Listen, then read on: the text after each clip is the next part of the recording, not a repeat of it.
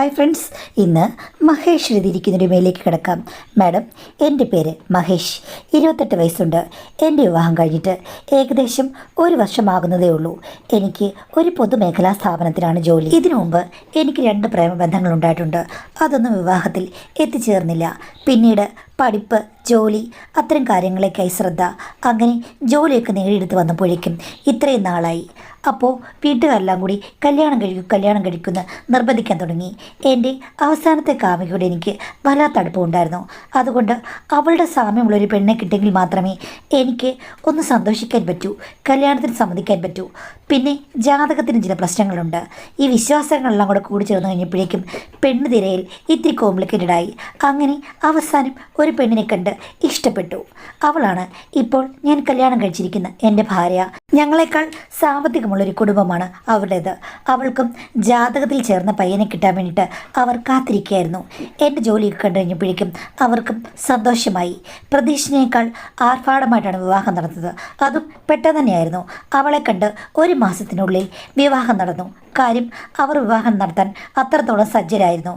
പിന്നെ MSc വരെ വിദ്യാഭ്യാസമുള്ള ഒരാളാണ് എൻ്റെ ഭാര്യ. പക്ഷേ അധികമൊന്നും സംസാരിക്കില്ല.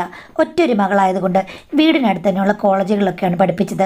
ദൂരെ എങ്ങും അധികം പോയി നിന്നിട്ടില്ല. ഒരു പ്രത്യേക സ്വഭാവമാണ്, നാണക്കാരിയാണെന്നൊക്കെ പറഞ്ഞു. എന്നോട് അത്യാവശ്യമൊക്കെ നന്നായി സംസാരിച്ചു, അത്രയേ ഉള്ളൂ.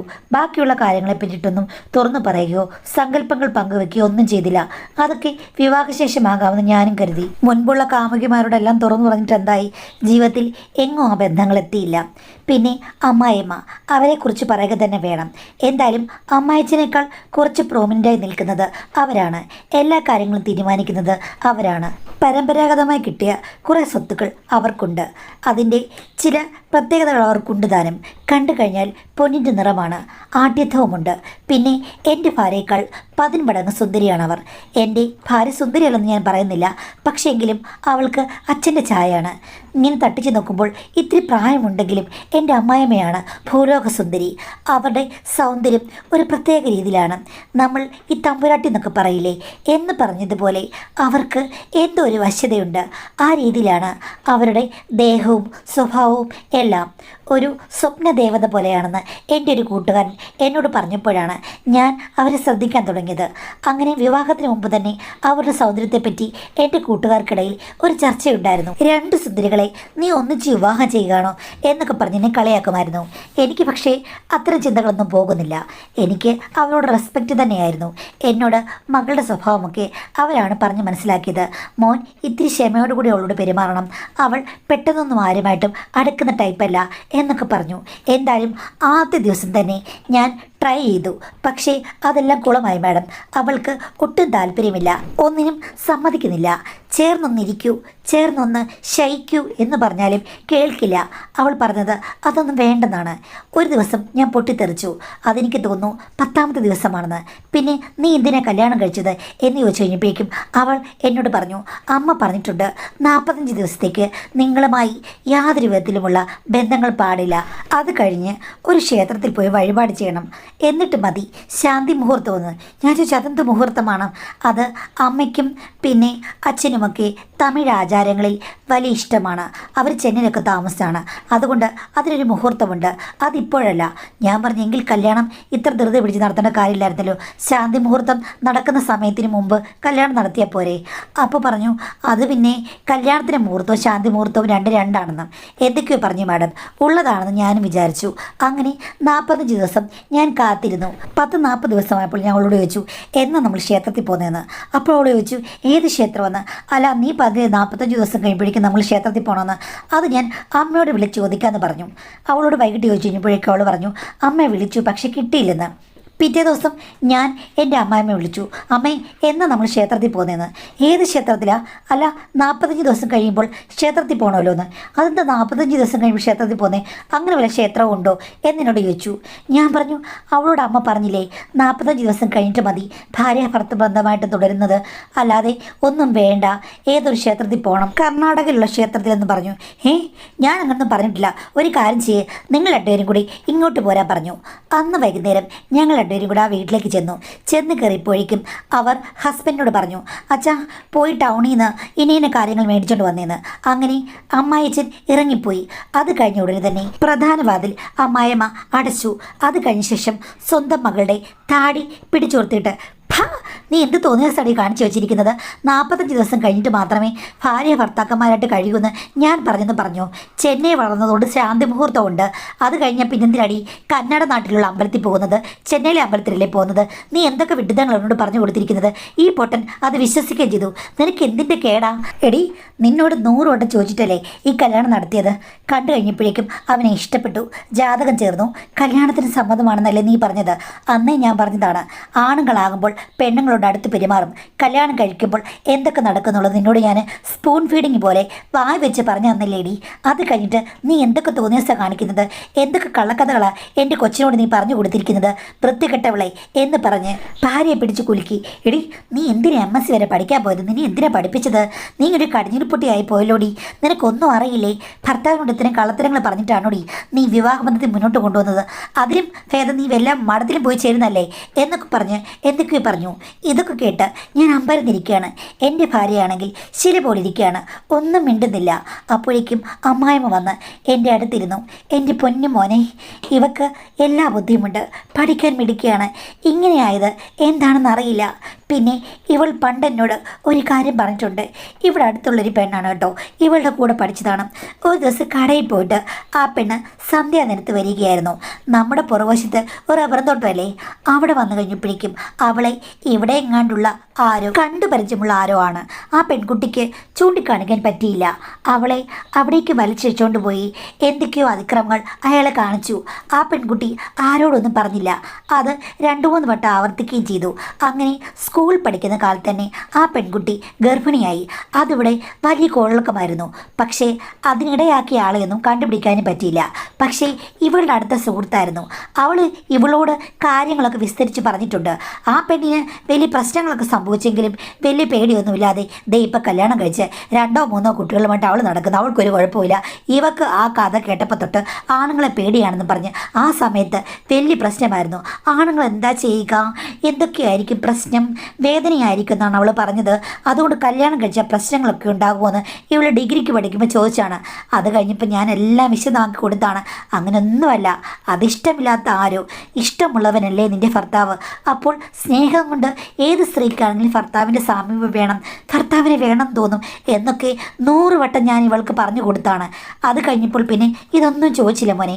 കല്യാണത്തിന് നീ വന്നു കഴിഞ്ഞപ്പോഴേക്കും അവൾക്ക് സമ്മതമായിരുന്നു, ഒരു പ്രശ്നവുമില്ല, നിന്നെ ഇഷ്ടമാണ്. പിന്നെ ഇവളിങ്ങനൊരു കള്ളത്തരം പറയുമെന്നോ ഇത് നീട്ടിവെക്കുമെന്നോ ഞാൻ അറിഞ്ഞു. 45 ദിവസം ഈ പാവച്ചക്കനെ നീ കാത്തിരിപ്പിച്ചു. എടി, നീ എന്തുദ്ദേശിച്ചാണെന്ന് എനിക്കിപ്പോഴും മനസ്സിലാകില്ല. ഈ 45 ദിവസം കഴിയുമ്പോൾ നീ എന്ത് കള്ളത്തരം പറയാനാണ് ഉദ്ദേശിച്ചത്? എന്തായാലും മോൻ എന്നോട് ഡയറക്റ്റ് ചോദിച്ചത് ശരിയായി. ഞാൻ ഒരു കാര്യം പറയാം. ഇനി എന്തായാലും നീ നിൻ്റെ ഭാര്യയും കൊണ്ട് നിൻ്റെ വീട്ടിൽ പോയി നിൽക്കണ്ട. ഇവിടെ 2 ആഴ്ച നിൽക്ക്. വീട്ടുകാരോട് എന്തെങ്കിലും പറ, ഇവളെ ഞാൻ ശരിയാക്കി തരാം. ഇനിയിപ്പം ഞാൻ കളത്തിലിറങ്ങെങ്കിലേ കാര്യങ്ങൾ റെഡിയാകും. ആ അമ്മേ, അതൊക്കെ പിന്നെ ചെറുപ്പകാലത്ത് ഇങ്ങനെ പേടിപ്പെടുന്ന സംഭവങ്ങളുണ്ടെങ്കിൽ ഇങ്ങനെയൊക്കെ പ്രശ്നങ്ങളുണ്ടാകുമെന്ന് ഞാനും കേട്ടിട്ടുണ്ട്. അതുകൊണ്ട് നമുക്ക് ഒരു ഡോക്ടറെ കാണിക്കാം എന്ന് പറഞ്ഞു. അപ്പോൾ അമ്മാമ്മേനോട് പറഞ്ഞു, ഡോക്ടർ? പിന്നെ ഇവളുള്ള കുട്ടിയല്ലേ, എല്ലാ കാര്യങ്ങളും പറയാം. അന്ന് തെങ്ങുതോപ്പ് വെച്ച് പ്രശ്നം അവൾക്ക്. ഇപ്പോൾ 2-3 കുട്ടികളുണ്ടെന്ന് പറഞ്ഞില്ലേ? അല്ലടി, അവിടെ പഴയ കഥകൾ മാത്രമേ നിൻ്റെ മനസ്സിലുള്ളൂ. ഇപ്പോൾ അവൾ അനുഭവിച്ചിരിക്കുന്ന കാര്യങ്ങൾ നമ്മൾ നിന്നോട് പറഞ്ഞില്ലേ? എങ്കിൽ നീ ഫോൺ എടുത്ത് വിളിക്ക്. എനിക്ക് അവളുടെ നമ്പർ അറിയില്ല. അപ്പോൾ എൻ്റെ ഭാര്യയുടെ വായിൽ നിന്നൊരു ശബ്ദം വന്നു, നമ്പർ അറിയില്ലെങ്കിൽ നീ പോയി തപ്പിപ്പിടിച്ച് വിളിക്ക്. പിന്നീട് അവളങ്ങനെയാണ് കല്യാണം കഴിച്ചതെന്നും ഇപ്പോൾ പിള്ളേരുണ്ടായെന്നും അവൾക്ക് ദിവ്യമായിട്ട് എന്തെങ്കിലും ഉണ്ടായെന്ന് ചോദിക്കടി. അമ്മായിമ്മയുടെ കരുതുള്ളൽ കണ്ട് ഞാൻ പേടിച്ചു പോയി. എൻ്റെ ഭാര്യയ്ക്കും സ്വന്തം അമ്മയെ നല്ല പേടിയുണ്ട്. ഞാനപ്പോൾ പറഞ്ഞു, അമ്മേ കിടന്ന് ബഹളം വെച്ചിട്ട് എന്താ കാര്യം, നമുക്ക് പതുക്കെ പറഞ്ഞ് സമാധാനിപ്പിച്ചെടുക്കാം. ഓ അത്രയും മതി, 45 ദിവസമൊക്കെ വെറുതെ ആയിരുന്നില്ലേ, ഇനി അതിന് കാര്യമില്ല. ഇവളെ ചികിത്സിക്കാൻ ഒരു ഡോക്ടറിൻ്റെ ആവശ്യമില്ല, ഞാൻ മതി. മോനെ 2 ആഴ്ച നീ ഇവിടെ നിന്ന് ജോലിക്ക് പോയാൽ മതി. ഇല്ലെങ്കിൽ നീ രാത്രി ഇങ്ങോട്ട് വന്നാൽ മതി. ഇവളെ ഞാൻ ശരിയാക്കി തരാം. നീ ഞാൻ പറഞ്ഞ് കേൾക്കില്ലേ എന്ന് ചോദിച്ചു കഴിഞ്ഞപ്പോഴേക്കും എൻ്റെ ഭാര്യ കരയുന്ന പോലെ ആ ആ നിൻ്റെ അഭിനയൊന്നും ഇങ്ങോട്ട് വേണ്ട കേട്ടോ. എടീ നീ ഞാൻ പറഞ്ഞതെന്ന് അനുസരിക്കും. ഇന്ന് ഇവനിവിടെ കഴിയും. അപ്പോൾ അവനടുത്ത് വരുമ്പോൾ നിനക്കൊന്നും അറിയില്ല, പേടിയാണ്. നീ അങ്ങ് മിണ്ടാതിരുന്നാൽ മതി. ഇവനെ എതിർക്കാൻ പോകരുത്. ആണിനോട് അടുത്ത് ഇടപഴകുമ്പോൾ മാത്രമേ പെണ്ണിൻ്റെ പേടി മാറുകയുള്ളൂ. അതുകൊണ്ട് നീ കൂടുതൽ ലീലാവിലാസങ്ങൾ ഇവിടെ പുറത്തെടുക്കണ്ട. ഒന്നേ ഉള്ളെങ്കിൽ ഉലക്ക കൊണ്ട് അടിക്കണമെന്ന് പണ്ടുള്ളവർ പറയാറുണ്ട്. അതൊന്നും ചെയ്യാതെ നിന്നെ കൊഞ്ചിച്ച് വളർത്തിയ നിൻ്റെ കോന്തൻ അച്ഛനില്ലേ, അങ്ങേര് വരുമ്പോൾ ഇതൊക്കെ പറയേണ്ടതാണ്. തൽക്കാലം നിൻ്റെ ഗുണം ഞാൻ പറയുന്നില്ല. അങ്ങേര് ഇതൊക്കെ അറിഞ്ഞു കഴിഞ്ഞാൽ ഹൃദയം പൊട്ടി ഭരിക്കും. നിൻ്റെ അച്ഛൻ്റെ സ്വഭാവം നിനക്ക് അറിയാമല്ലോ. അങ്ങേരോട് ഞാനെല്ലാം വിസ്തരിച്ച് പറയണോടി എന്ന് ചോദിച്ചു കഴിഞ്ഞപ്പോഴേക്കും അയ്യോ അമ്മ അച്ഛനോട് പറയല്ലേ, അച്ഛൻ പാവം. ആ പാവം കൊണ്ടിരുന്ന് കഴിഞ്ഞാൽ ശരിയാകില്ല. അച്ഛൻ്റെ അതേ തനിക്കോണമാണ് മോൾക്ക് കിട്ടിയിരിക്കുന്നത്. മോനെ ഞാൻ പറഞ്ഞത് കേട്ടിട്ട് നീ വിഷമിക്കുകയോ പേടിക്കുകയൊന്നും ചെയ്യേണ്ട കാര്യമില്ല. ഇവളെ കൈകാര്യം ചെയ്യേണ്ട പോലെ ചെയ്യണം. അതാണ് നിനക്ക് സത്യം പറഞ്ഞാൽ 45 ദിവസമൊന്നും ഇവളുടെ പഞ്ചാര വാക്ക് കേട്ട് കാത്തിരിക്കേണ്ട കാര്യമില്ലായിരുന്നു. ആദ്യ ദിവസം തന്നെ ഇവളെ എന്നെക്കൊണ്ടൊന്ന് പറയിപ്പിക്കരുത്, ഞാൻ തുറന്നങ്ങ് പറയും എന്ന് പറഞ്ഞിട്ട് അമ്മായിമ്മ കഴുതുള്ളി അങ്ങ് പോയി. എൻ്റെ ഭാര്യ അവിടെ ഇരുന്ന് എന്നൊക്കെ പറഞ്ഞ് മോങ്ങാൻ തുടങ്ങി. ഞാൻ ചോദിച്ചു നിനക്ക് എന്തിൻ്റെ കേടാ? അമ്മ പറഞ്ഞതുപോലെ അത് എനിക്ക് പേടിയാ. പേടിയാണെങ്കിൽ ഓക്കെ, കുറച്ച് നാളുടെ നിനക്ക് ഞാൻ ഒരവധി തരാമെന്ന് പറഞ്ഞു കഴിഞ്ഞപ്പോഴേക്കും ഭാര്യ പറഞ്ഞു അയ്യോ വേണ്ട, ഇന്നിവിടെ നിൽക്കാനാണ് അമ്മ പറഞ്ഞത്. അമ്മ പറഞ്ഞു കഴിഞ്ഞാൽ അതുപോലെ തന്നെ ഞാൻ അനുസരിക്കും. എന്നാൽ പിന്നെ നിനക്ക് ആദ്യമേ എന്തെങ്കിലും പറഞ്ഞായിരുന്നെങ്കിൽ നിൻ്റെ അമ്മയെ കൊണ്ട് ഞാൻ പറഞ്ഞേനെവല്ലോ, ഇത്രയും ദിവസം കാത്തിരിക്കേണ്ട കാര്യമില്ലോ, എനിക്ക് പേടിയായത് കൊണ്ടാണ് എന്നൊക്കെ പറഞ്ഞപ്പോൾ ഞാൻ ഓർത്തു ഇവൾക്ക് ആരെങ്കിലും പേടിയുണ്ടല്ലോ, എന്തായാലും അനുസരിക്കും. അതുകൊണ്ട് ഒന്ന് തുടങ്ങി വെച്ച് കഴിഞ്ഞാൽ പതുക്കെ എല്ലാം ശരിയാകും. ആദ്യമേ തന്നെ ഒരു പഴം പഴുക്കില്ലല്ലോ, വളരെ പതുക്കെയല്ലേ പഴുക്കുകയുള്ളൂ. മൂത്ത് പഴുക്കണം, അതാണ് നല്ലത്. അത് ഇന്ന് തന്നെ. ഇന്നാണ് അവൾ പറഞ്ഞ ചെന്നൈയിൽ ശാന്തി മുഹൂർത്തം. അന്ന് വൈകുന്നേരമായി കഴിഞ്ഞപ്പോഴേക്കും അമ്മായിമ്മ ഒരു ഗ്ലാസ് പാലൊക്കെ തന്നാണ് അവളെ പറഞ്ഞു വിട്ടത്. എൻ്റെ പൊന്നുമോനെ, വിരുന്നിന് വന്നു കഴിഞ്ഞപ്പോഴേക്കും ഞാൻ നിങ്ങളെ സന്തോഷത്തോടു കൂടി സ്വീകരിച്ചു, പാല് കൊടുത്ത് പറഞ്ഞയച്ചു. അന്ന് പാലുമില്ല പഴവുമില്ലെന്നുള്ള കാര്യം എനിക്കറിയാമായിരുന്നു, ഒന്നും അറിയില്ലല്ലോ. ഇപ്പോഴല്ലേ അറിഞ്ഞ്. എടീ നിനക്ക് ഓർമ്മയുണ്ടോ എന്ന് പറഞ്ഞ് ഭീഷണിപ്പെടുത്തുന്ന സ്ഥലത്തിൽ പറഞ്ഞിട്ടാണ് അമ്മായിമ്മ പോയത്. അമ്മായിച്ചൻ പാവപ്പുള്ളി ഞങ്ങൾക്ക് വേണ്ടിയിട്ട് എല്ലാം ഒരുക്കി വെച്ചിരിക്കുകയാണ്. അങ്ങനെ അന്ന് മാഡം ഞാൻ അടുത്തപ്പോൾ അവൾ എതിർക്കാൻ ശ്രമിച്ചു.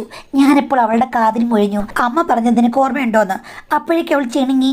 ഞാൻ എന്താ വേണ്ടത് എന്ന് പറഞ്ഞപ്പോൾ ഞാൻ പറഞ്ഞു ഇന്ന് പാൽക്കുടങ്ങൾ തുളുമ്പ് നിലാപ്പെണ്ണായി നീ മാറണം. അതുമാത്രമല്ല ഇന്ന് സ്വർഗവാതിൽ ചിലപ്പോൾ തുറക്കേണ്ടി വരുമെന്നും. എനിക്ക് വയ്യ, എനിക്ക് പേടിയാന്ന് പറഞ്ഞു. അമ്മ പറഞ്ഞത് അപ്പോൾ അനുസരിക്കേണ്ട എന്നാണോ? എങ്കിൽ ആയിക്കോട്ടെ എന്നുള്ള രീതിയിൽ മുക്കലും മൂളലും. അപ്പോൾ പിന്നെ ഞാൻ ഓർത്തു എന്തായാലും ഒരു മുറ്റം അടിച്ചു കഴിഞ്ഞാൽ നന്നായി വൃത്തിയായി ആ മുറ്റം ഇടണം. അപ്പോൾ പിന്നെ ഞാനും ഒരു കോണിൽ നിന്ന് അങ്ങോട്ട് തുടങ്ങി. അതുകൊണ്ട് തന്നെ അവൾക്ക് പലപ്പോഴും പ്രതിഷേധമുണ്ടെങ്കിലും അങ്ങനെയങ്ങ് ഉപരോധങ്ങളൊന്നും നടത്താൻ കഴിഞ്ഞില്ല. തക്ക സമയത്ത് എൻ്റെ ബുദ്ധിയും ഉണർന്ന് പ്രവർത്തിച്ചു. എൻ്റെ ഭാവനയിലെ കഴിവുകൾ മാക്സിമം പ്രയോഗിച്ച ഒരു ദിവസമായിരുന്നു അത്. എന്തായാലും ഏകദേശം സക്സസ് എന്ന് പറയാൻ പറ്റില്ലെങ്കിൽ കൂടിയും ഏറ്റവും നല്ല രീതിയിൽ ഞാനത് മാനേജ് ചെയ്തു. രാവിലെ ആയി കഴിഞ്ഞപ്പോഴേക്കും അമ്മ ബ്രേക്ക്ഫാസ്റ്റ് സമയത്ത് ഞങ്ങളോട് ചോദിച്ചു മോനെ എല്ലാം ഓക്കെ ആണോ എന്ന്. ഞാൻ പറഞ്ഞു ഏകദേശം ഓക്കെ ആയി അമ്മയെന്നും. അത് കേട്ട് കഴിഞ്ഞപ്പോഴേക്കും എൻ്റെ ഭാര്യ അമ്മയെ തുറച്ചു നോക്കിയിട്ട് മിണ്ടാതിരുന്ന് ഇടിയപ്പം കഴിച്ചു. അമ്മായിമ്മ അവിടെ അടുത്ത് ചെന്ന് മുടിയിൽ തലോടി, എന്നിട്ട് തോളിലൊന്ന് തലോടി. അപ്പോഴേക്കും അവൾ പ്രതിഷേധം പ്രകടിപ്പിച്ചു. അപ്പോൾ അമ്മ പിന്നെ എടി നിനക്ക് പിന്നെ സൂക്കേട് തുടങ്ങിയോ? മോനെ ഒരു കാര്യം ചെയ്യേ, 10 ദിവസം എന്ന് പറഞ്ഞില്ലേ, അത് 10, 12, 15, 20 ആയിക്കോട്ടെ, തുടർച്ചയായിട്ട് 10 ദിവസമായി കഴിഞ്ഞാൽ പദം വരുമെന്നാണ് പണ്ടത്തെ ആൾക്കാർ പറയുക എന്ന് പറഞ്ഞ് അമ്മായിമ്മ അവളുടെ തലയ്ക്ക് ഒരു കിഴുക്ക് കൊടുത്തിട്ടങ്ങ് പോയി. ഭാര്യ എന്നെ നോക്കിയിട്ട് പരിഭവത്തിൽ നിങ്ങൾ എൻ്റെ അമ്മ പറയുമ്പോഴേക്കും എല്ലാം എന്നെ എൻ്റെ അമ്മയുടെ മുന്നിലേക്ക് നിങ്ങൾ ഇട്ട് കൊടുക്കുകയാണ്. ഞാൻ പറഞ്ഞ് ഇട്ടൊന്നും കൊടുക്കുന്നില്ല, പുള്ളിക്കാരെ പറഞ്ഞത് കറക്റ്റ് അല്ലേ, അവർക്ക് വിവരവും വിദ്യാഭ്യാസം ഉണ്ട്, നീ MSc വരെ പഠിച്ചിട്ട് എന്താ കാര്യം? അമ്മ പണ്ടങ്ങാണ്ട് ഡിഗ്രിയോ പ്രീ ഡിഗ്രിയോ എങ്ങാണ്ടേ പഠിച്ചിട്ടുള്ളൂ, അമ്മയ്ക്ക് എന്തൊരറിവാ? അങ്ങനെയാണെങ്കിൽ നിങ്ങൾ എന്നെയാണോ കല്യാണം കഴിച്ചത്, അമ്മയാണോ കല്യാണം കഴിച്ചത്? ഞാൻ പറഞ്ഞു ഇപ്പം നിന്നെ കല്യാണം കഴിച്ചതുകൊണ്ടാണല്ലോ നീ ഭാര്യയായത്, അമ്മയെ കല്യാണം കഴിച്ചു കഴിഞ്ഞെങ്കിൽ അമ്മ ഭാര്യയായനെ, എങ്കിൽ എനിക്ക് ഇത്രയും പ്രശ്നങ്ങളൊന്നും ഉണ്ടാകുമായിരുന്നില്ല എന്ന് പറഞ്ഞു കഴിഞ്ഞപ്പോഴേക്കും ഭാര്യ ദേഷ്യപ്പെട്ടു. എങ്കിൽ നിങ്ങൾ എന്നെ ഡൈവേഴ്സ് ചെയ്തിട്ടോ അമ്മയെ കല്യാണം കഴിക്കുക, അതങ്ങനെ പറ്റും? അമ്മയ്ക്ക് ഇപ്പോൾ ഭർത്താവില്ലേ, അതുകൊണ്ട് കല്യാണം കഴിക്കാൻ പറ്റില്ല. അമ്മയ്ക്കാണെങ്കിൽ ഇത്തരം കാര്യങ്ങളൊക്കെ ഭയങ്കര ഇൻട്രസ്റ്റ് ആണ്. എനിക്ക് അത്ര ഇൻട്രസ്റ്റ് ഒന്നുമില്ല. അല്ല, നിൻ്റെ അമ്മയ്ക്ക് ഇത്ര ഇൻട്രസ്റ്റ് ഉണ്ടെന്ന് നീ ഇങ്ങനെ കണ്ടുപിടിച്ചു? അത് പിന്നെ അമ്മ ഇങ്ങനെയൊക്കെ പറഞ്ഞ് കേട്ടാ അറിയില്ലേ, ഭാര്യമാരായി കഴിഞ്ഞാൽ ഭർത്താക്കന്മാരുടെ ഇൻട്രസ്റ്റ് വേണം, ഭർത്താവിന് തിരിച്ച് ഭാര്യയുടെ ഇൻട്രസ്റ്റ് വേണം, അതിനല്ലേ വിവാഹം കഴിക്കുന്നത് എന്ന് ചോദിച്ചു കഴിഞ്ഞപ്പോഴേക്കും അവൾ പറഞ്ഞു, അതൊന്നുമല്ല, അമ്മയ്ക്ക് വേറെ ചില കാര്യങ്ങളൊക്കെ ഉണ്ടായിരുന്നു. എന്താണെന്ന് ചോദിച്ചു കഴിഞ്ഞപ്പോഴേക്കും അവൾ എന്നോട് പറയുക, അമ്മയ്ക്കാണെങ്കിൽ എൻ്റെ കൊച്ചച്ഛനുമായിട്ടും നല്ല ബന്ധമുണ്ടായിരുന്നു, അത് കുഞ്ഞമ്മ കണ്ടുപിടിച്ച് നല്ല പ്രശ്നങ്ങളൊക്കെ ഉണ്ടായിട്ടുണ്ട് എന്ന് പറഞ്ഞു. ഞാൻ ചോദിച്ചു, നീ അമ്മ നമ്മളെ സഹായിച്ചതിൻ്റെ പേരിൽ, നിനക്ക് ഇഷ്ടമില്ലാത്തതിൻ്റെ പേരിൽ അമ്മയെക്കുറിച്ച് കള്ളക്കഥ പറയുകയാണെന്ന്? അതൊന്നുമല്ല, ഞാൻ കള്ളക്കഥയല്ലേ പറഞ്ഞത്, ഉള്ളതാ. പക്ഷേ നിങ്ങൾ ഒരിക്കലും അമ്മയോട് ചോദിക്കരുത്, ഞാനും അതൊക്കെ നേരിട്ട് കണ്ടിട്ടുള്ളതായതുകൊണ്ട് അമ്മയ്ക്ക് അറിയാം, അതൊക്കെ ഒന്നും ചോദിക്കില്ല കേട്ടോ. അമ്മ എനിക്ക് പേടിയാണ്, അമ്മ നമ്മൾ കാണുന്ന പോലൊന്നുമല്ല, അമ്മ ഒരു മഹാകള്ളിയാണ് എന്ന് പറഞ്ഞു. ഞാൻ പറഞ്ഞു, അമ്മയെക്കുറിച്ച് അങ്ങനൊന്നും പറയരുത്. അല്ലല്ല, ഞാൻ സത്യമാണ് പറഞ്ഞത്. ഞാൻ പറഞ്ഞു, അത് അവരുടെ വ്യക്തിപരമായിട്ടുള്ള കാര്യം, നമുക്ക് നമ്മുടെ കാര്യം നോക്കാം. ആക്ച്വലി എനിക്കിതിനൊന്നും വലിയ താല്പര്യമൊന്നുമില്ല. നീ പിന്നെ എന്തിനാ കല്യാണം കഴിച്ച്? അല്ല, അത് പിന്നെ കല്യാണം കഴിക്കാൻ നിന്ന് കഴിഞ്ഞാൽ പ്രശ്നമല്ലേ, അപ്പോൾ എൻ്റെ ജീവിതം തൊലക്കട്ടെ എന്ന് കരുതിയാണോ? അല്ല ചേട്ടാ, എനിക്ക് സത്യം പറഞ്ഞു കഴിഞ്ഞാൽ ഇത് വലിയ താല്പര്യമൊന്നുമില്ല. പിന്നെ അമ്മയ്ക്ക് നല്ല താല്പര്യമാണ്, നിങ്ങൾ വേണമെന്നുണ്ടെങ്കിൽ അമ്മയായിട്ട് കമ്പനിയായോ, എനിക്ക് പ്രശ്നമൊന്നുമില്ല, ഞാൻ ആരോടും പറയില്ല എന്ന് പറഞ്ഞു. ആ സമയത്ത് ഞാൻ അവൾക്കിട്ടൊരു കിഴുക്ക് കൊടുത്തു, നിൻ്റെ അഭ്യാസമൊക്കെ കൈവച്ചാൽ മതി, നീയേ കള്ളക്കഥ പറയാൻ വലിയ മിടിക്കുക എന്ന് പറഞ്ഞ് ഞാൻ അതിന് പ്രാധാന്യം കൊടുത്തില്ല. പിന്നെ അമ്മയ്ക്ക് മറ്റു പെണ്ണുങ്ങളെ പോലെയല്ല, ഇത്തരം കാര്യങ്ങളൊക്കെ ചർച്ച ചെയ്യാൻ വലിയ മടിയൊന്നുമില്ല, അത് പണ്ടേ വിദ്യാഭ്യാസമുള്ളത് കൊണ്ടായിരിക്കും എന്നാണ് ഞാനും വിചാരിച്ചത്. ഇവള് പറഞ്ഞതൊന്നും ഞാൻ അമ്മയോട് പറയാൻ പോയില്ല. ഇടയ്ക്ക് അവൾ പറയും, ഞാൻ പറഞ്ഞു നിങ്ങൾ വിശ്വസിക്കേണ്ട, നിങ്ങൾ എന്നെ പെണ്ണ് കാണാൻ വന്നു കഴിഞ്ഞപ്പോഴേക്കും അമ്മ പറഞ്ഞത് എന്താണെന്ന് അറിയാമോ? എന്താ നിൻ്റെ അമ്മ പറഞ്ഞത്? അമ്മ പറഞ്ഞു, ഈ ചെക്കനെ കണ്ടിട്ട് നിനക്ക് പറ്റിയൊരു ചെക്കനാണെന്ന് തോന്നുന്നു. അപ്പം ഞാൻ ചോദിച്ചു എന്താണെന്ന്. ഈ വന്നതിൽ ഏറ്റവും കൂടുതൽ ഗുണമുള്ളത് അവനാടി. അതങ്ങനെ അമ്മയ്ക്കറിയാമെന്ന് ചോദിച്ചു കഴിയുമ്പോൾ അമ്മ പറഞ്ഞു, പുറമേ നോക്കിയാൽ തന്നെ എനിക്ക് മനസ്സിലാകും ഒരാണ് എങ്ങനെയുള്ളതാണെന്നും, വന്നതിൽ കേമൻ ഇവനാണ്, ഇവനെ കിട്ടിക്കഴിഞ്ഞു കഴിഞ്ഞാൽ നിനക്ക് വല്ല ഗുണവും ഉണ്ടാകുമെന്ന് പറഞ്ഞ് അമ്മ പച്ചയ്ക്ക് പോലും എന്നോട് പറഞ്ഞു എന്ന് പറഞ്ഞ് അവൾ പറഞ്ഞു കഴിഞ്ഞപ്പോഴേക്കും എനിക്ക് പാതി സംശയമായി. ഇനി അമ്മ എങ്ങനെ പറഞ്ഞു കാണുമോ? ഇവള് വെറുതെ പറയുന്നതായിരിക്കും, ഒന്നും പറയാൻ പറ്റില്ല, ഇവളുടെ സ്വഭാവമല്ലേ എന്ന് വിചാരിച്ച് ആ കഥയ്ക്ക് ഞാൻ അത്ര ഇമ്പോർട്ടൻസ് കൊടുത്തില്ല. പക്ഷേ 2 ആഴ്ച ഞങ്ങളെ അവിടെ നിർത്തി. എൻ്റെ അമ്മായിമ്മ അവളെ പല കാര്യങ്ങളും പറഞ്ഞ് കാര്യങ്ങളൊക്കെ റെഡിയാക്കിയെടുത്തു. എന്നോട് പറഞ്ഞു, മോനെ, ഒരു ദിവസം പോലും നീ അവൾക്ക് ഒരു റെസ്റ്റ് കൊടുക്കരുത്. റെസ്റ്റ് കൊടുത്തു കഴിഞ്ഞാൽ നിൻ്റെ ജീവിതത്തിൽ നിന്ന് അവൾ കൈവിട്ടു പോകും. അവളെ ഞങ്ങൾ വളർത്തിയതിലും ചില പ്രശ്നങ്ങളൊക്കെ ഉണ്ട്. അതുകൊണ്ട് മോൻ ഉണർന്ന് പ്രവർത്തിക്കൂ, 1 2 വട്ടമായാലും കുഴപ്പമില്ല എന്നുള്ള മട്ടിൽ തന്നെ എൻ്റെ അമ്മായിമ്മ എന്നോട് പറഞ്ഞു. അപ്പോൾ എനിക്ക് തോന്നി, ഇവർ ഒത്തിരി അങ്ങ് ഓപ്പൺ ആണല്ലോ, ഇത്രയും ഒക്കെ വേണോ എന്ന് തോന്നി. എങ്കിലും ഞങ്ങളെ സഹായിക്കാൻ വേണ്ടിയിട്ടാണല്ലോ എന്ന് വിചാരിച്ച് കാര്യങ്ങൾ ശുഭകരമാക്കിയെടുത്തു മാഡം. 2 ആഴ്ച കഴിഞ്ഞപ്പോഴേക്കും പിന്നെ എൻ്റെ ഭാര്യയ്ക്ക് പ്രശ്നമൊന്നുമില്ല, എന്നോട് ഭയങ്കര സ്നേഹം. ശരിക്കും അന്നു മുതലാണ് ഞങ്ങൾ മധുവധു ആഘോഷിച്ചു തുടങ്ങിയത്. എന്തായാലും കാര്യങ്ങൾ ഓക്കെ ആയി. എൻ്റെ ഭാര്യ ഗർഭിണിയാകുകയും ചെയ്തു മാഡം. പിന്നീട് അമ്മായിമ്മയും ഞാനും തമ്മിൽ അങ്ങനെയുള്ള ഒരു സംഭാഷണങ്ങളോ അവിടെ പോയി അധികം നിൽക്കാറോ ഒന്നുമില്ല. ജസ്റ്റ് എല്ലാം നോർമലായല്ലോ. പക്ഷേ അവൾ ഗർഭിണിയായി കഴിഞ്ഞപ്പോഴേക്കും എൻ്റെ അമ്മായിമ്മ പറഞ്ഞു, മോനെ, അവളിവിടെ കൊണ്ടുപോവാ, അവിടെ നിർത്തി കഴിഞ്ഞ് കഴിഞ്ഞാൽ അവിടുത്തെ അമ്മയ്ക്കും കുഴപ്പങ്ങളൊക്കെ ആകും, ഇവിടെ പുറകെ നടക്കാൻ പറ്റില്ലെന്ന് പറഞ്ഞു കഴിഞ്ഞപ്പോൾ എൻ്റെ അമ്മയോട് പറഞ്ഞപ്പോൾ അമ്മ പറഞ്ഞു, ശരി അങ്ങനെ ആയിക്കോട്ടെ, അവളവിടെ പോയി നിന്നോട്ടെ, കുഴപ്പമില്ല, എൻ്റെ അമ്മയ്ക്കും ഇത്തിരി വയ്യായൊക്കെ ഉണ്ട്, അതുകൊണ്ട് എൻ്റെ ഭാര്യയെ കാണാൻ വേണ്ടിയിട്ട് ഞാനവിടെ ഇടയ്ക്കിടയ്ക്ക് പോകും. അങ്ങനെ ചെല്ലുന്ന ദിവസം എൻ്റെ അമ്മായിമ്മയോട് പറഞ്ഞു, ഒരു കാര്യമുണ്ട്, പക്ഷേ ഇത് ആദ്യത്തേതല്ലേ, അതുകൊണ്ട് മോൻ ഒരിക്കലും അവളുടെ അടുത്ത് കിടക്കരുത്. ഒരു കാര്യം ചെയ്യ്, ഇവിടെ ഇഷ്ടംപോലെ ഗസ്റ്റ് റൂമുണ്ട്, അതുകൊണ്ട് രാത്രി നീ മാറിക്കിടക്കാൻ പറഞ്ഞു. എൻ്റെ ഭാര്യ സമ്മതിച്ചില്ല. പക്ഷേ എൻ്റെ ഭാര്യയോട് വഴക്ക് പറഞ്ഞിട്ടാണ് സമ്മതിപ്പിച്ചത്. ഡോക്ടർ പറഞ്ഞല്ലോ എന്ന് പറഞ്ഞിട്ട് അമ്മാവൻ പറഞ്ഞു, വേണ്ട, അടുത്തെങ്കിലും കിടക്കണ്ട, ആ മുറിയിലും കിടക്കണ്ട, അതൊന്നും ശരിയാകില്ല, രാത്രിയിൽ എന്തെങ്കിലും കുത്സത്തിനൊക്കെ തോന്നിക്കഴിഞ്ഞാൽ വലിയ പ്രശ്നമാകുമെന്ന് പറഞ്ഞ് നിർബന്ധിച്ചാണ് വേറെ റൂം എനിക്ക് വേണ്ടി അറേഞ്ച് ചെയ്തത്. ഞാനാണെങ്കിൽ ഓക്കെ എന്ന് വിചാരിച്ച് അവരെ അനുസരിക്കുകയും ചെയ്തു മാഡം. പക്ഷേ ആദ്യ ദിവസം ഒരു 10-11 ആയപ്പോഴാണ് ഞാൻ എൻ്റെ മുറിയിൽ കിടന്നത്. ഒരു 10 മിനിറ്റ് കഴിഞ്ഞപ്പോഴേക്കും അമ്മായിമ്മ വന്ന് കതകിൽ മുട്ടി, മോനെ, ഇവിടെ എല്ലാ സൗകര്യങ്ങളുണ്ടല്ലോ, കുഴപ്പമൊന്നുമില്ലോ എന്ന് ചോദിച്ചു. അകത്തേക്ക് കയറി വന്നുകൊണ്ടാണ് ചോദിച്ചത്. ഞാൻ പറഞ്ഞു, കുഴപ്പമില്ല മോനൊന്നും വിചാരിക്കരുതൊക്കെ അഡ്ജസ്റ്റ് ചെയ്യണം, ഗർഭിണിയായി കഴിഞ്ഞാൽ അടുത്ത് കിടക്കാതിരിക്കുകയാണ് നല്ലത് എന്നൊക്കെ പറഞ്ഞ് എന്നെ ഉപദേശിച്ചു. ഞാൻ പറഞ്ഞു, ഓക്കെ, അമ്മയുടെ ഉപദേശമാണല്ലോ, എനിക്കെപ്പോഴും സഹായമായിട്ട് ആയിട്ടുള്ളതെന്ന് പറഞ്ഞു. അന്നങ്ങ് പോവുകയും ചെയ്തു. പിറ്റേ ദിവസവും കറക്റ്റ് സമയത്ത് വന്ന് സംസാരിച്ചു. ഞാനോടത്തിന് ചെക്ക് ചെയ്യാൻ വരുന്നതായിരിക്കുന്നു. പക്ഷേ അന്ന് തിരിച്ചു പോയില്ല. അമ്മയ്ക്ക് ഉറക്കം വരുന്നില്ലെന്ന് ചോദിച്ചു. ആ, എനിക്ക് ഉറക്കം വരുന്നുണ്ട്, ചിലപ്പോൾ വരില്ല ഉറക്കം, നമുക്ക് സംസാരിച്ചിരിക്കാം എന്ന് പറഞ്ഞു. ഇത്തിരി കഴിഞ്ഞപ്പോഴേക്കും അവർ എന്നിലേക്ക് ചാഞ്ഞു. അമ്മ എന്തായി കാണിക്കുന്നത് ചോദിച്ചു കഴിഞ്ഞപ്പോഴേക്കും അമ്മ എന്നോട് പറയണം, എന്തായാലും ഞാൻ കൂടുതൽ നിനക്ക് എക്സ്പ്ലെയിൻ ചെയ്യേണ്ട യാതൊരു കാര്യമില്ല. എൻ്റെ മോളെ മാത്രമല്ല മറ്റൊരാളെ ഹാൻഡിൽ ചെയ്യാനുള്ള എല്ലാ പവറും നിനക്കുണ്ട്. അവളോട് ഞാൻ വിശദമായിട്ട് ചോദിച്ച് മനസ്സിലാക്കിയതാണ്. അതുമാത്രമല്ല, ആഗ്രഹം വന്നു കഴിഞ്ഞാൽ ആരാണെന്ന് ഞാൻ നോക്കാറില്ല എന്ന് പറഞ്ഞ് അവർ എന്നിലേക്ക് അതിക്രമിച്ച് കടന്നു. ഞാൻ വേണ്ടാന്ന് പറഞ്ഞു. ഞാൻ ഒച്ചയുണ്ടാക്കും, അച്ഛനെ വിളിക്കും, ഭാര്യയെ വിളിക്കുമെന്ന് പറഞ്ഞു. ആരെ വിളിച്ചെന്ന് പറഞ്ഞാലും അവർക്കെല്ലാം എൻ്റെ യഥാർത്ഥ സ്വഭാവം അറിയാവുന്നതാണ്. അതുകൊണ്ട് ഒരു കുഴപ്പമില്ല, നീ അടങ്ങിയിരുന്നാൽ മതി. നിനക്ക് എല്ലാ കാര്യങ്ങളും അടക്കാൻ അറിയാവുന്ന കഴിവ് ഒളിഞ്ഞിരിക്കുന്നവനാണ് എന്ന് പറഞ്ഞ് അവർ എൻ്റെ വാ മൃദുവായി പൊത്തിപ്പിടിച്ചു. എന്നിട്ട് അവരുടെ ചില പ്രയോഗങ്ങൾ എനിക്കിവിടെ വിരിക്കാൻ പറ്റില്ല മാഡം. അതോടുകൂടി എനിക്കത് എതിർക്കാൻ പറ്റിയില്ല. ഞാനിത് ഭാര്യയോട് ഒരിക്കലും പറഞ്ഞില്ല. അവരാണെങ്കിൽ മിക്ക ദിവസങ്ങളിലും അവളെ കാണാൻ വരികയും അവിടെ ഒറ്റയ്ക്ക് കിടക്കാൻ നിർബന്ധിക്കുകയും ചെയ്തു. ഒരു വട്ടം നമ്മൾ ഒന്നിലേക്ക് വീണു പോയി കഴിഞ്ഞാൽ പിന്നെയും പിന്നെയും ഒന്ന് വട്ടം കറങ്ങാൻ തോന്നില്ലേ? അതുകൊണ്ട് ഞാൻ പിന്നെയും കൊതിയോടെ അങ്ങോട്ട് പോയി. എൻ്റെ കൊതികളൊക്കെ അവിടെ സാറ്റിസ്ഫൈഡ് ആകുകയും ചെയ്തു. പക്ഷേ ഒരു ദിവസം രാത്രി എൻ്റെ അമ്മായപ്പൻ ഞങ്ങളെ കൈയോടുകൂടി പിടികൂടി. അങ്ങേരെ കുറച്ച് ബഹളം ഉണ്ടാക്കി. പക്ഷെ അമ്മായിയമ്മയ്ക്ക് യാതൊരു വിധത്തിലുള്ള കൂസലമില്ലായിരുന്നു. എൻ്റെ ഭാര്യ വന്നു. അവൾക്കും ഒരു പ്രശ്നവുമില്ല. അവളും അച്ഛ ശബ്ദമുണ്ടാക്കി മാനക്കേടുണ്ടാക്കി വെക്കില്ലെന്ന് പറഞ്ഞു. എൻ്റെ ഭാര്യയ്ക്കും എൻ്റെ അമ്മായിയമ്മയ്ക്കും യാതൊരു പ്രശ്നവുമില്ല മാഡം. പക്ഷേ അയാൾ അന്ന് വെളുപ്പിനെ തന്നെ അവിടെ നിന്ന് പോയി. പുള്ളി ഇപ്പോൾ ടൗണിൽ അവരുടെ ഒരു പ്രോപ്പർട്ടിയിൽ ഒറ്റയ്ക്കാണ് താമസം. ഞാൻ ഇനി അങ്ങനെയൊന്നും ഉണ്ടാകില്ലെന്നൊക്കെ വിളിച്ചു പറഞ്ഞിട്ടും പുള്ളി വരാൻ തയ്യാറല്ല. അവൾ ഒന്നല്ല പത്തല്ല എത്ര ആണെങ്കിലും ഇനി അവളെ നിയന്ത്രിക്കാൻ എനിക്ക് പറ്റില്ല. ഞാൻ ഒറ്റയ്ക്ക് താമസിച്ചോളാന്നാണ് പറയുന്നത്.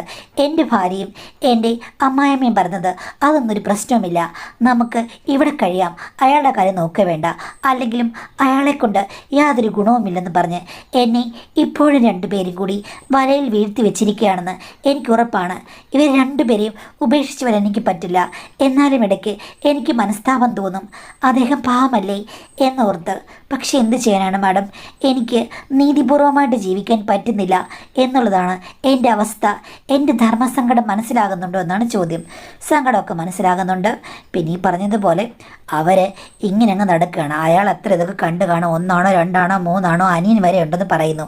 അങ്ങനെ ആയിക്കഴിഞ്ഞപ്പോഴേക്കും അയാൾ മടുത്തു പോയിരിക്കാം. ഒത്തിരി നാളെ അയാൾ അടിമയായില്ലേ, അയാൾ പോയി സ്വന്തമായിട്ട് ജീവിക്കട്ടെ. അയാൾക്ക് ഇനിയെങ്കിലും ഒരു മോചനം വേണ്ടേ? അപ്പോൾ എന്താണെങ്കിലും എന്തൊക്കെയോ ദുരൂഹതയുള്ളൊരു കഥയാണിത്. കാര്യം നിങ്ങളുടെ അമ്മായിയമ്മയും നിങ്ങളുടെ ഭാര്യ എല്ലാം കൂടെ ചേർന്ന് കാണിക്കുന്നത് നല്ലൊരു കാര്യമാണെന്ന് എനിക്ക് തോന്നുന്നില്ല. അവർ പറഞ്ഞ കഥകളൊന്നും സത്യമാണെന്ന് എനിക്ക് തോന്നുന്നില്ല. വേറെന്തൊക്കെയോ അന്തർധാരകൾ ഇതിലുണ്ട്. നിങ്ങളുടെ ജീവിതം കുളമാകാതെ നിങ്ങൾ സൂക്ഷിച്ച് മുന്നോട്ട് പോകുക. പിന്നെ ഇതൊന്നും തുടരണമെന്ന് നമ്മൾ ഒരിക്കലും പറയുകയില്ല. എങ്കിൽ കൂടിയും നിങ്ങൾക്ക് തിരുത്താൻ പറ്റുമെങ്കിൽ അവരെ തിരുത്തുക. ഭാര്യയോട് മാതൃകാപരമായിട്ടൊരു ദാമ്പത്യ ജീവിതം നയിക്കാൻ പറയുക. നിങ്ങളും അങ്ങനെ ചെയ്യുക. അമ്മായിയമ്മയെ തിരുത്തിയെടുക്കാൻ പറ്റുമെങ്കിൽ തിരുത്തിയെടുക്കുക. നിങ്ങളും മാറുക. കാരണം നിങ്ങൾക്ക് തോന്നില്ലേ നിങ്ങളുടെ അമ്മായിയമ്മയുടെയും നിങ്ങളുടെ ഭാര്യയുടെയും ഒക്കെ ഒരു സ്വഭാവത്തിൽ എന്തൊക്കെയോ പ്രത്യേകതകളുണ്ടെന്ന്? അല്ലെങ്കിൽ അത് നല്ലതാണെന്ന് നിങ്ങൾക്ക് തോന്നുന്നുണ്ടോ? ഒരു ദുരൂഹതയില്ലേ? അപ്പോൾ അതെപ്പോഴും മനസ്സിലാക്കി. എന്തുകൊണ്ടാണെന്ന് നമുക്ക് മനസ്സിലാകുന്നില്ല. അതിന് പിന്നിൽ എന്തെങ്കിലും ഭയങ്കരമായുള്ള കാര്യങ്ങൾ കാണും. അപ്പം നിങ്ങൾ വീട്ടിലാകാതെ ചിന്തിക്കുക, സൂക്ഷിക്കുക. അല്ലാതെ എന്തെങ്കിലും കാണുമ്പോഴേക്ക് അങ്ങോട്ട് ഒലിച്ചിറങ്ങി പോകുന്ന പ്രവണത ഒട്ടും നല്ലതല്ല.